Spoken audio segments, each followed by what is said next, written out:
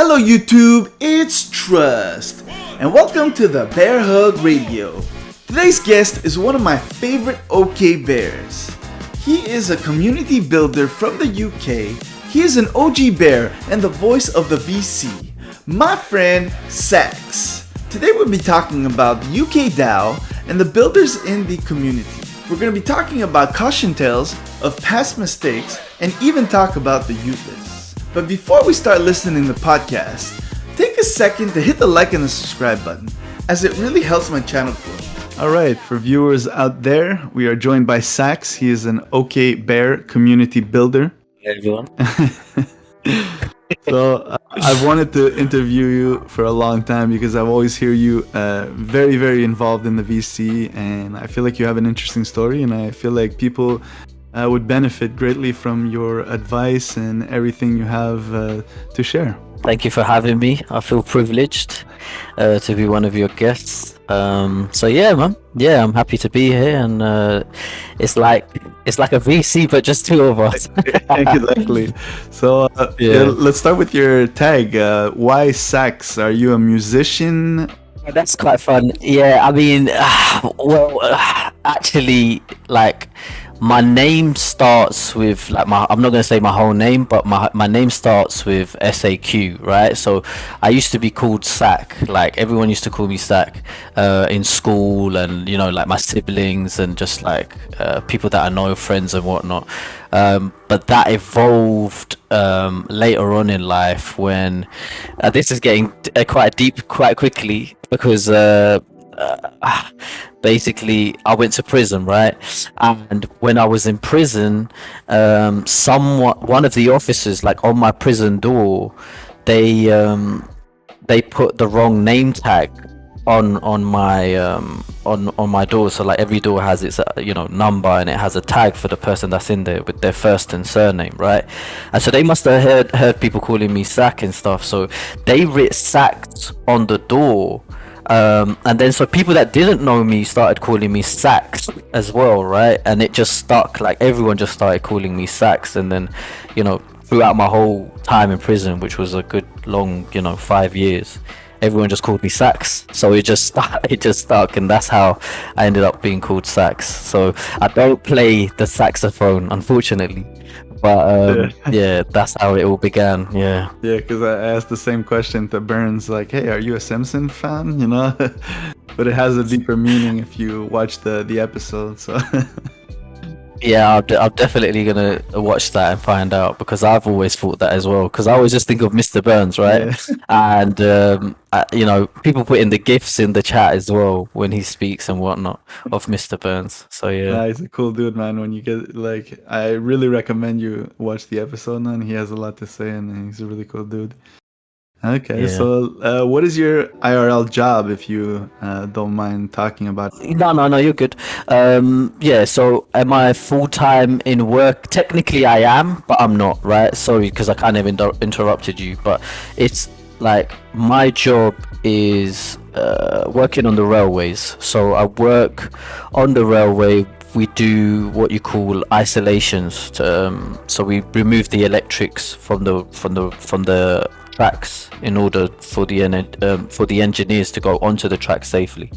But the issue with my job is it's technically not full time, because I'm self-employed, and it's shift work. So, I could be working 3 days this week, next week it could be 4, it could be 1. Like, it's just, when the work comes, it comes, and when it's not there, it's not there. So Web3 has been like almost like a godsend for me, because I'd spend quite a lot of time sort of balancing my income through Web3 work. Well, I say for Web3 work just from trading in Web3, and actually working my actual job. So yeah, that's what it is. My next question is more, how do you balance everything? Because I know you're a father, your work, you do the VC, you're always there. So I don't know. So it's difficult. It is difficult, right? Because obviously you got my sleeping pattern is like non-existent. So I'm up really late hours, and I get some sleep in the daytime, but I tend to not sleep a lot. So yeah, it's probably quite unhealthy what I do, to be honest. Sometimes I may not sleep for over 24 hours, and then sometimes I do. I'll have like a long sleep when I know I can, kind of thing. So I'm all over the place. That's the way I kind of fit it in, and I try and like allocate days, if that makes sense, for my family and stuff, where I'll like be more focused on just doing family stuff. It might sound a bit selfish, but I do what I need to do, if that makes sense, because it's all about income. Yeah. So me being in the Web3 space, it's like keeping the lights on and keeping the gas paid, and paying the mortgage and whatever. So that's a sacrifice that I have to be making, to do what to have what we have. So yeah, I'm here. Like, if you see my setup, I'm sitting in my living room right now, but I'm in this small corner. I've got my laptop and my monitor, and my phone, and that's that does me, like. And that's it. I've got a little fold up desk that I bought from a shop for like £10. I don't know, that's about $12-13, and I just have it all on there, and this is where the magic happens, I suppose. Yeah, so for me, it's like Web3 is more of a sideline. It's more of like for fun, for entertainment purposes, because I'm not that good of a trader, to be honest. So I'll say myself, it's probably similar, right? I'm not a great trader, to be honest, but I've been okay. Like, I've done well in terms of the money that I've put in and what I've got in return, right? I started with a very small budget, because that's all I had, and I've managed to and that was about £600 at the time. I think I could get about 5 Sol or something, and I managed to build that up to, before OK Bears mint, I built that up to about 50 Sol, and I had already removed my initial investment. So everything that I play with now is like free, right? And I just, I take out money every now and then when I need it, and I kind of just keep trying to build up my portfolio, as to say, and try and accumulate and make that bag bigger for the next bull run, let's say. yeah, similar. Like, to me, like when the fire mints were happening and stuff like that, that's where I kind of accumulated a lot more. That was a great time, man. I remember it was like, if it mints, it prints, right? Anything you minted, you made money on. Like, there was a time where, when I first came in, and we're talking about 2021, I think it was like October, November times. Honestly, it was like the beginning of that real like parabolic run on all the coins that were out there, and I got in because of like P2E gaming, and it's like I was just decepted into believing that I was this amazing trader, because everything I bought just seemed to go up like 10x and 5x and 20x, and like, it was just like crazy. And I was like, why was I not doing this before? And why ain't everyone doing this? But obviously it came crashing when reality hit and everything started correcting after the bear market. That's where it kind of hurt a lot, because I had accumulated, and then I'm like, okay, I have a nice like little comfortable bag, and then I started minting like 3 of this, 1 of this, and then boom, it started like the bear market and stuff. It's like, oh shit. That's where I lost like half of what I accumulated just by putting some stupid money in. Yeah, so I heard you got lessons I learned. I heard you got scammed though. Can you tell us about it, so that maybe you can enlighten people about the dangers of Solana and stuff like that? I mean, I don't know which one you're referring to, but are you talking about Balloonsville, the Balloonsville rocker? Because I got scammed by him in the early days. I think that was like my second. No, sorry, that might have been my second or third purchase in Solana. And I got around by the Balloonsville rocker, but I had the mindset to not sell when everything was going for like 0.02 Sol and stuff. Like, people had spent hundreds of dollars on their NFTs, and then they were basically giving them away, right? But me, I was like, you know what, I'll just hold on to these, because it's sentimental value, right? I'll just keep it. I'll keep it in my wallet. I like the art. I invested because I liked the art, and I thought it was going to be successful. I didn't know I was going to get rugged. 2 days later or whatever it was. But you know, it's a lesson in life, and I'll keep this NFT. And for that reason, you know, like it will, when I see it in my wallet, it will remind me to just be more careful next time. But I didn't know that Chartfu and these guys were gonna, and Magic Eden were gonna derug the project. And it was going to end up in me being okay and being able to sell at a profit. So I ended up selling that at a profit. I got scammed another time on a coin though. That was before I came to Seoul. Yep. That was on the Binance Smart Chain, and it was a. Do you remember when Squid Game came out? Yeah. Yes, the Squid Game came out, and obviously it was a massive success on Netflix and stuff, and everyone just loved it. And I was, like I told you, I was into all this P2E stuff, right? So these guys were saying, we're going to make a P2E game regarding Squid Game, and this is going to be our token, and, you know, blah, blah, blah. I did not do much research other than Squid Game, token, yes. You know what I mean? It's going to blow. Yeah. I'm going to invest.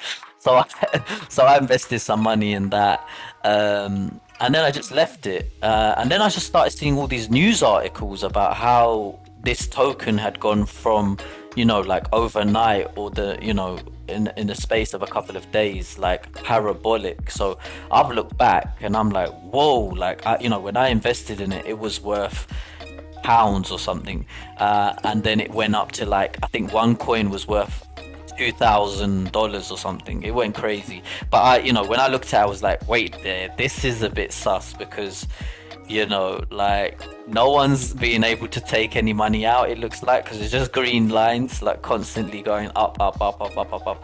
But the media fed into that because they didn't realize it was a rug themselves, and I'm pretty sure it was like on CNBC News, or a massive, like, outlets in the US and stuff, and on my Apple iPhone it was like popping up, and I was like, whoa, what is going on here? And then they reported that it was a rug, like, however many hours after. So they contributed into making other people FOMO in, and loads of people lost their money, man. But yeah, I mean, it is what it is. I think they took billions, honestly, those guys. They took billions of liquidity out of the market. And that was in the bull run as well. So yeah, there was a lot of money to be made. And yeah, I got rugged. Yeah, because I know you talked about in the VC, it was like the reason why you're Sax99, so... Oh, okay, yeah. So, but yeah, okay, so that wasn't me, that was me rugging myself, to be fair, right? Okay. This is a bit of a sad story, because do you remember when the slope hack happened? Yeah, can you explain it for viewers out there that maybe are new? Yeah. So the slope hack happened about a month ago, just over a month, maybe 5-6 weeks ago. So somehow, some way, some hackers were able to. I'm not too technical, so I don't understand the coding side, but to keep it brief, they managed to hack into the seed phrases of people's wallets because they connected to a specific site. So these hackers had access to people's seed phrases. So all of a sudden we were seeing wallets getting drained one by one after the other. Even phantom wallets they were, because those phantoms were connected to the Slope wallet. So as long as they had the Slope seed phrase, they could get into your phantom and your Slope, but no one knew what was going on at the time. I happened to be on a space, and when it was all popping off, like, you can imagine, it was like dominoes falling, right? The news was spreading, everyone was panicking. They was on SoulScan just watching these wallets drain millions and millions of dollars of people's soul and NFTs. So me being someone who hasn't got a ledger, I asked for some advice. I said, what do I do here? I'm pretty sure that I'm safe because I don't connect to many wallets, many sites, and I always delete my trusted sites and stuff and make sure, my wallet's as cold as possible. But I don't have a ledger. What do you suggest? So the guys on the space said to me, you know what you should do? And this is before we knew it was a Slope wallet.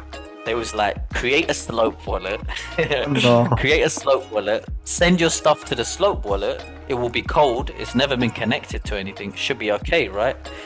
So I was like, okay, that makes sense. So I created the Slope wallet, and I ended up sending one NFT there. and I was sending my soul there, and the news broke that actually it was the Slope wallets that were compromised. So what I ended up doing is sending that soul back, sending that NFT back to my Phantom, and then I was confident that it was nothing to do with Phantom, even though Phantoms were getting drained. It was nothing to do with the actual Phantom wallet. The Phantom wallet was safe. So I sent my stuff back. I deleted that wallet. I deleted that seed phrase. I didn't want nothing to do with it because, it's a compromised wallet. Why the hell would you want anything to do with that? So I just got rid of it all. And the sad story is, basically the other day, I had 100 soul in my wallet that I didn't feel comfortable that it should be sat in my wallet, my Phantom wallet.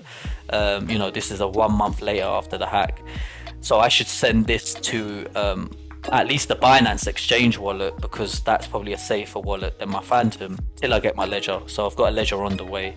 It's gonna arrive soon. So I've done that, and as I was sending it, I decided, let me send one soul first to do my test run, make sure everything goes smoothly, then I'll send the 99. So anyway, I've sent the one soul. I only copy and paste the address, so pasted the address, sent it smooth.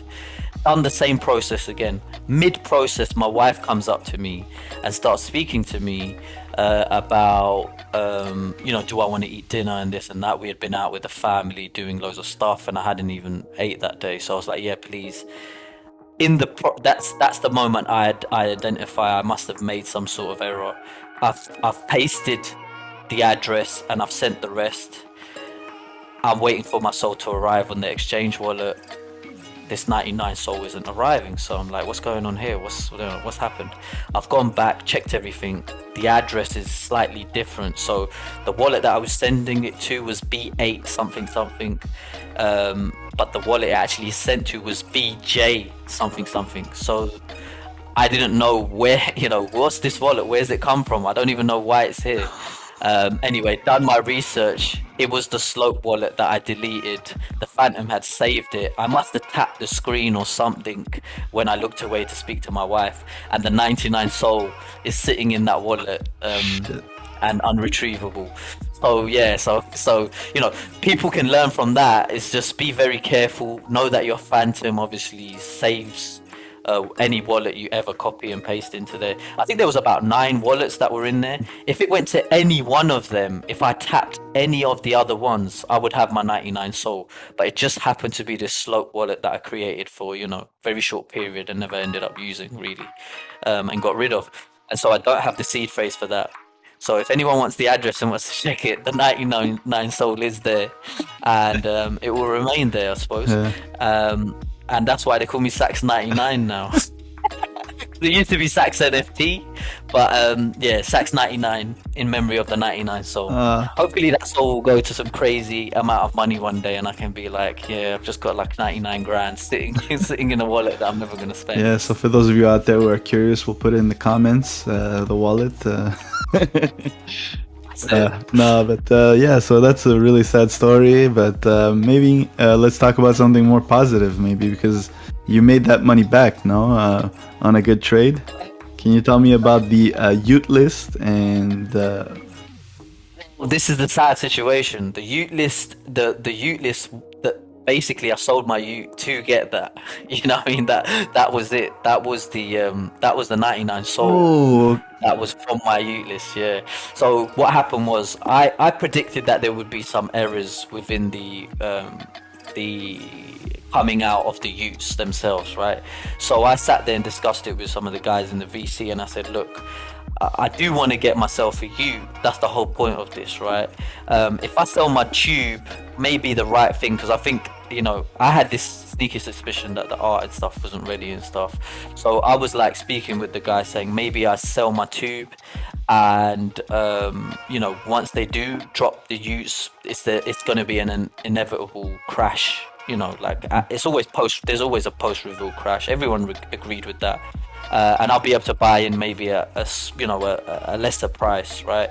So that was the plan, but unfortunately 99 soul of that money has gone into that wallet, so I can't buy into Utes just yet. But to be fair, Frank and the team are taking their time, so they're giving me time to do some plays, make my money, and then buy me a ute when the opportunity arises. Yeah, So we'll see. so just remind, if you make a nice play, just let me know which one so I can make it too. For sure. Yeah. I mean, to be honest, I'm not the biggest. I'm not the biggest trader, so I kind of like just follow the hype, right? And for me, tubes, obviously, the Utes had the crazy hype, so and like the only project really before that was OK Bears for me. So I've had a very quiet period when I did mint my bear. I'm sorry, I didn't mint. When I brought my bear, I really had this point where I thought about it, and I was like, I've been flipping all these NFTs and trying to make this soul. What if I just buy into the projects that I really, really believe in, and then take them on a long run, right? So I haven't been buying and selling loads of NFTs. I did get Kikiverse in between, right? And that's because they reminded me of my daughter. So it was more like an emotional purchase. It paid off in the end as well. So yeah, so the tubes and the Utes was supposed to be a long-term thing. I rugged myself by selling it and sending the money to the wrong wallet. But yeah, for sure, like there's place to be made, there's money to be made in this space. But yeah, I'm not the hottest guy when it comes to it. So what about your Yootlist? What do you think made your application stand out? You know what it is? For me, I feel like my application was probably quite bad because I'm decent when I speak, but when I write, you've probably heard me say this, I hate typing, right? So the application is very, it was all written form, right? But you had to submit some evidence of stuff that you do. So I think what did help me massively is I was doing a lot of edits for people who wanted to convert their bears into like Ute bears. Oh, yeah. So yeah, I don't know if you saw any of them. Yeah, I saw the big list of like the 20 or 30 that you made in one page. Yeah, so I done 33 of them, right? Because of the DGods 33 and stuff. So I said, I'll do 33, and just like I'll put my effort into that. And there was always the chance that they wouldn't give me Yootlist based on what I was doing, because let's be real, like that's a small thing in my opinion, right? Like that's something that I was doing for our community. Obviously it shows good character or whatever. It shows that someone's willing to do something without payment or whatever, like that they're about the community. But I've been doing that kind of stuff before Yootlist, so it wasn't my intention to get Yootlist by doing that. But I think that's what really made me stand out, because community members, those community members that I'd done it for, and others that I hadn't done it for but had seen them, they really supported me. Like they really every time because the DGods team would like shill and say, look, shill us someone or tell us who is a worthy person, and I think my name was being mentioned quite a lot, and that it must have got noticed, right? Because Frank, I followed Frank since I've been in Solana. And he never followed me back. But then all of a sudden, when it came to the Yootlist stuff and scholarship, way before I even got accepted, I think maybe even a week before I got accepted, he started following me. So he must have seen my name sort of popping up and stuff. So yeah, so I think people just shouted loud enough, and I'm very thankful for those people that did and supported me. And it just showed that people do notice when you do stuff, right? When you do stuff, when you go out of your way to just make someone happy or whatever, it's not always a monetary return, right? Sometimes it's a bit deeper than that. So for me, yeah, man, I felt it that day. It was quite emotional when I did get it, because I was like, wow, man, the community like really turned up for me. Yeah, exactly, because sometimes when you like do good things, it comes back, like it's just a positive message for everyone, like you're doing all this, and you're really doing it selflessly and stuff, like it reminds me of I don't know if Strike. I mean, was just gonna mention Strike. Honestly, Yeah. I was gonna say that Strike 100%. Like I think he was a bit of an inspiration for me as well, bro. Because people like him and Drims, they were doing this before I was, right? And to be fair to me, like I haven't got the experience when it comes to like Photoshop and all these apps that they use. But I do remember Drims recommended me a couple of apps that I could use in my phone way back in the day. And then I just started messing around, and he would always encourage me to keep trying and keep doing stuff.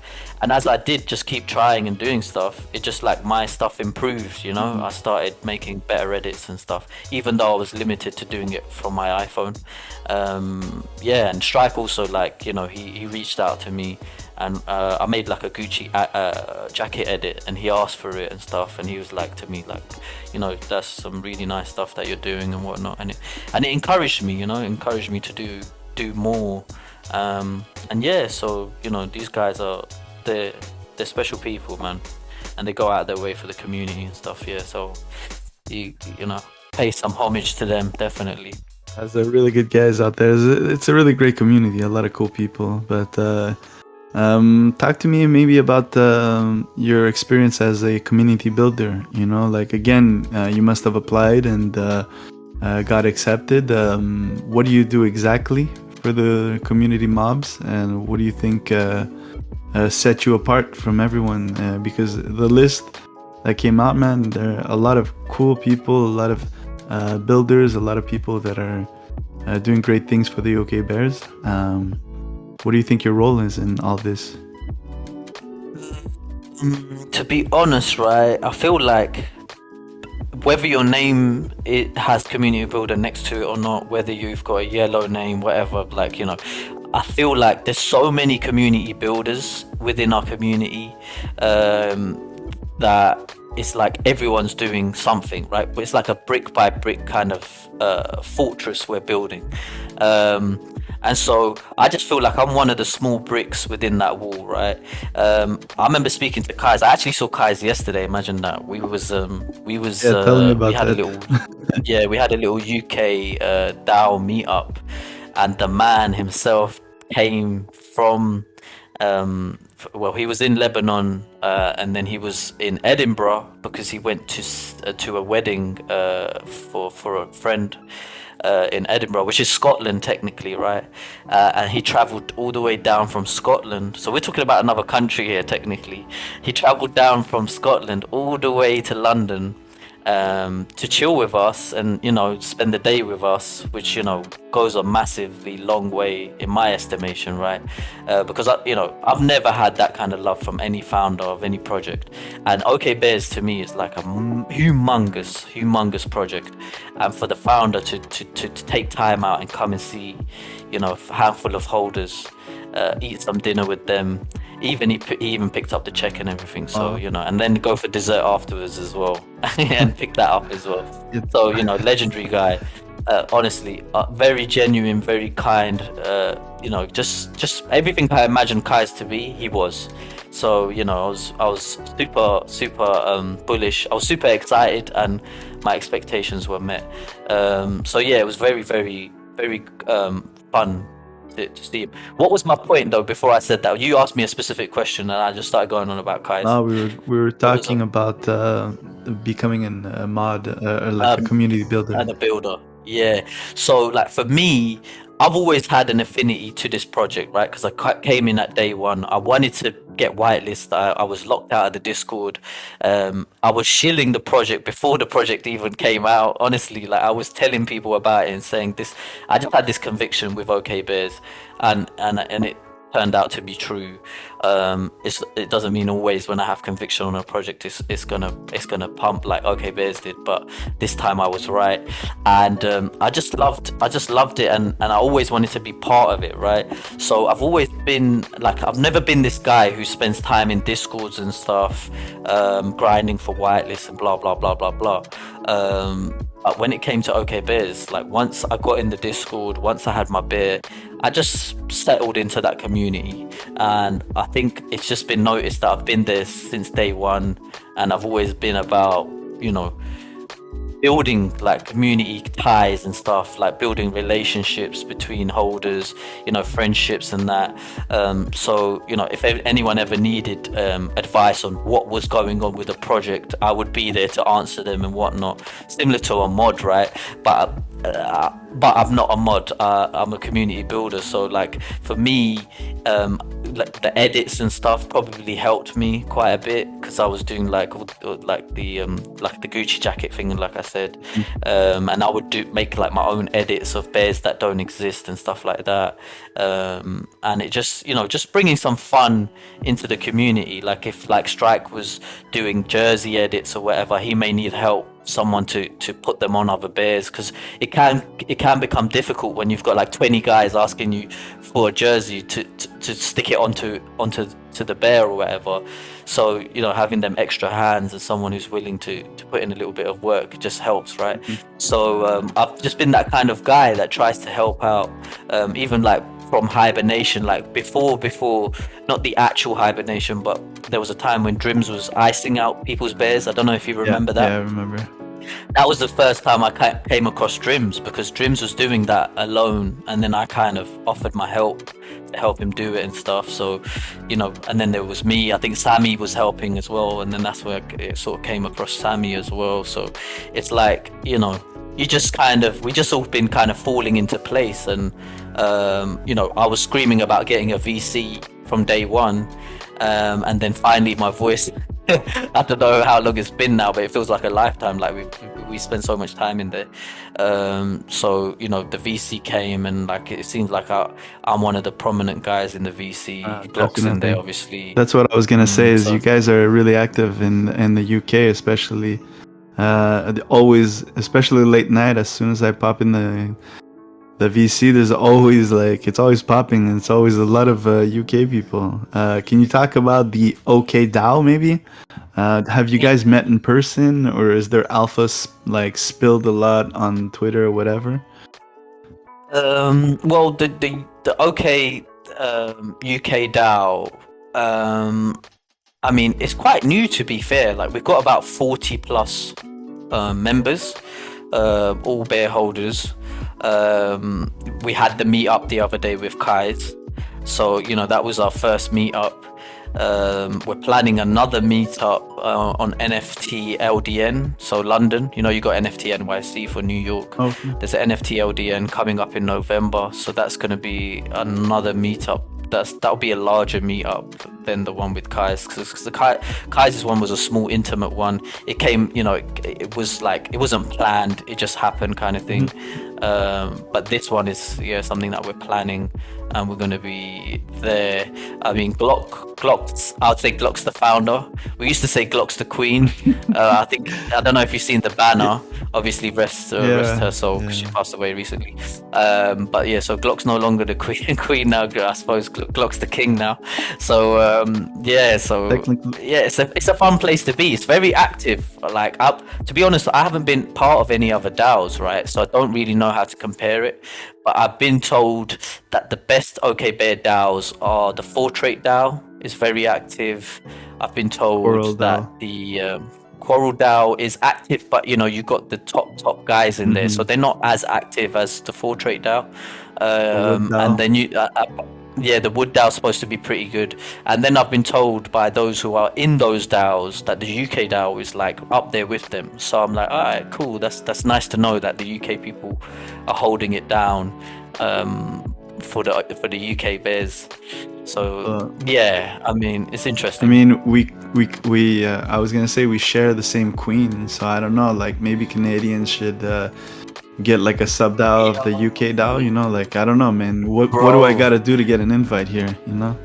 Yeah, do you know what? I think that's a fair point. We could have a Commonwealth DAO, right? Yeah. So we could get the Australians in, get the Indians in, get everyone in, bro. That makes sense to me. Maybe we make a Commonwealth DAO. I mean, we'll be maxed out then. Yeah, this is alpha right here. Like we should get that going. The Commonwealth DAO, that'd be good. And then we can create Commonwealth as well. You know what I mean? We'll put two meanings to the word. So we have the DAO and we have the wealth. Yeah, I would like that, man. That would be pretty cool. What do you think about the new hires, though? Because I know you were one of the new hires or one of the new builders. Are you hyped about anyone? I think Dreams, like I've always really spoke to Dreams quite a lot, right, before he was hired. So I still speak to Dreams now as well. I mean, builders wise, all the builders, like we all talk to each other from before, and it seems like we talk to each other the same kind of thing, right? But now it's just like we have the freedom to create and have the support of the team to make those creations come to life, right? So there's certain things that we're working on, but unfortunately, because they're not my things, I don't want to mention them because, like, you know, to respect the builders that are creating those innovations or whatever, those projects or whatever within the community stuff. But it's exciting, right? And it's nice to be a builder because you get privy to all this stuff and you're like, whoa, oh, that's cool, you know what I mean? Like, oh, they're working on that, that's pretty cool.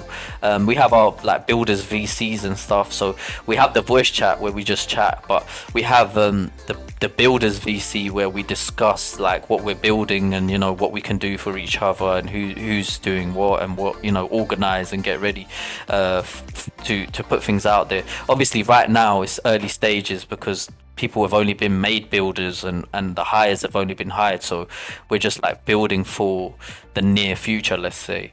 But you can imagine there's going to be loads of stuff just coming out, like from all different groups within the builders who have ideas on different campaigns and different sorts of things and development ideas and, you know, artistic ideas, musical ideas.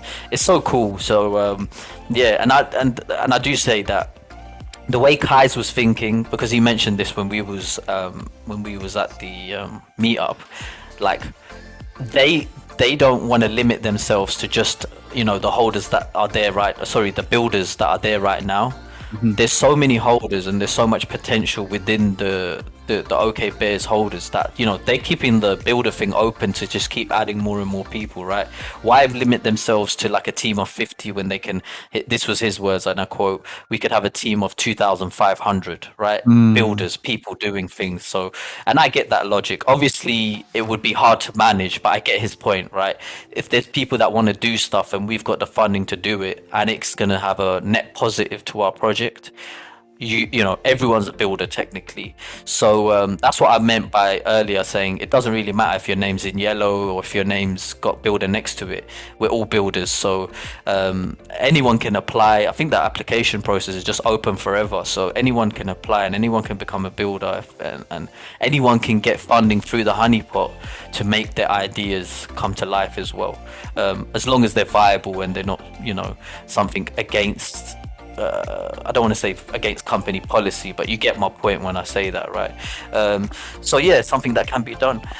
So it's cool, man. It's cool being a builder. It's cool working closely with the team and being able to talk to the team. Like I've had conversations with Subi now more than a few times, and I never really spoke to Subi probably the first 3 months, but in this last 2-3 weeks I've spoke to Subi on a few occasions. He even jumped in the VC one time, and then we've had a couple of builders VCs where, you know, got to speak to him one-to-one. So that's been really cool, and to get to know him more as well, like, because, you know, we know Kai's quite a bit, but it's, you know, Subi's a real cool dude as well, and he's a really smart guy, and he's got good plans for the future and whatnot. So, and he's quite supportive of what we're doing as well. So, it's it's exciting times for the project and the community for sure. Yeah, I applied for that community builder also. I've talked to Subi a few times. He's really supportive and he's a really cool guy too. Honestly, like when I look at you, I'm like, you are a community builder, right? So now it's just like when you apply, it's like a formal acceptance of it, but technically you've been building, you've been doing stuff, right? You've got your podcast, and for me, like, you are a community builder. You're one of the builders that's doing their bit for this community. So I'm pretty sure that application will go flying through. Yeah, well, soon enough. Thank you for saying that. But honestly, I'm just having fun, man. Just talking to people. I'm actually gonna talk to someone in a few hours also. I want. That's and that's the great thing, right? As long as you're having fun, Uh, as long as you're doing something that you enjoy, right? yeah. It's not work, right? This is what someone always said to me when I was young. Try to get a job um, that you enjoy. Try to be in some sort of industry that you enjoy, so it doesn't feel like work. The last thing I would want to do, right, is wake up every morning and have to go somewhere I don't want to be just because I need the money. And that that's a difficult situation, and I know most of society is in that position, and it's sad to say, but if you can have fun and do something, I know this is not your full-time occupation, but who's to say it doesn't become that, in the future, because of your success, right? If you keep doing what you're doing and you become successful at it, you could be the next Joe Rogan, bro. Oh, who knows, man? Hey, why not? Bro, that's the dream, bro, and you never know. And the fact is, if you're doing this now, and you're putting in the work, you'll get out what you put in. And if you get that lucky break or whatever, even though I'm a guy who doesn't believe in luck, I just believe in people doing stuff. Yeah, hard work, it pays off. So yeah, I mean, yeah, that's what I'm trying to say. So yeah. I'm rooting for you, bro. You're a builder. You're definitely a builder on my team. I feel like I think like as you said, like it doesn't mean if you're yellow, green, or whatever. Like I'm just gonna continue doing this before, after, whatever. Like I'm enjoying, and I'll continue doing until I've interviewed everyone. You know what I mean? That's it, bro. Yeah.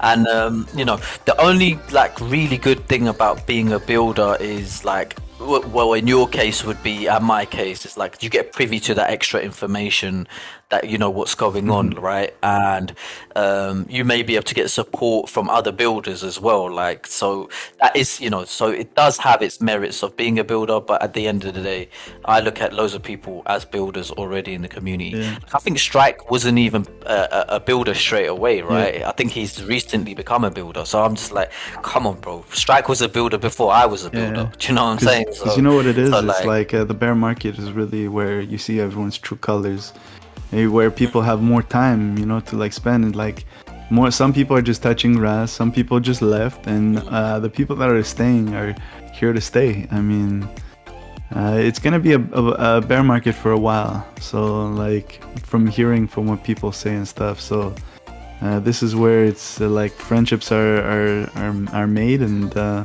people that you want to like continue business, doing stuff together after that, you know what I mean?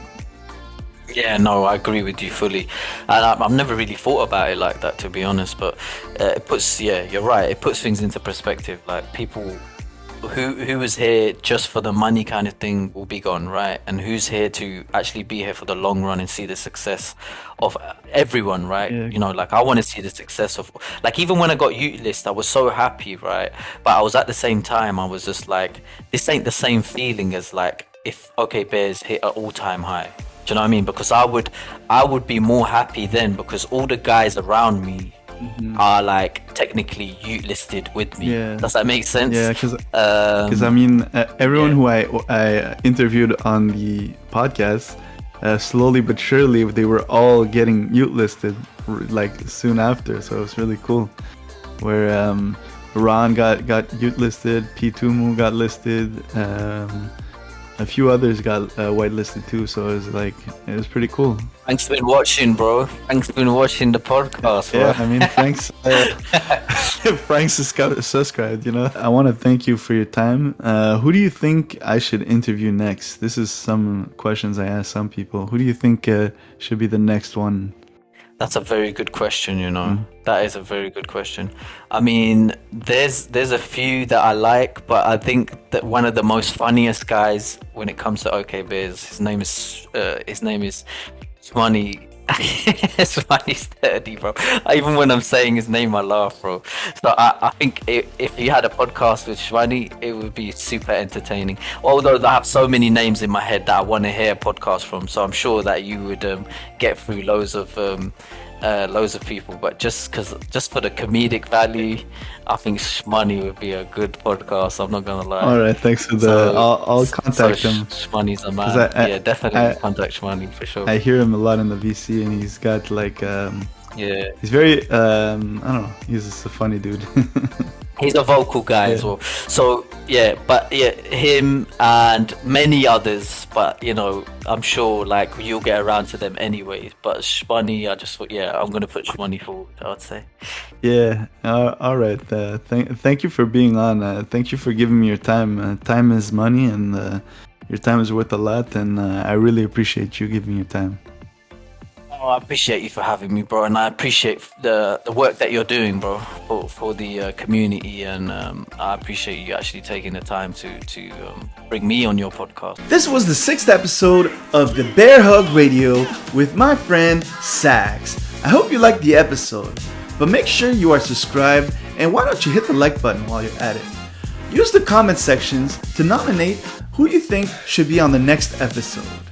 This is your host, Trust. Thank you very much. Have a nice day.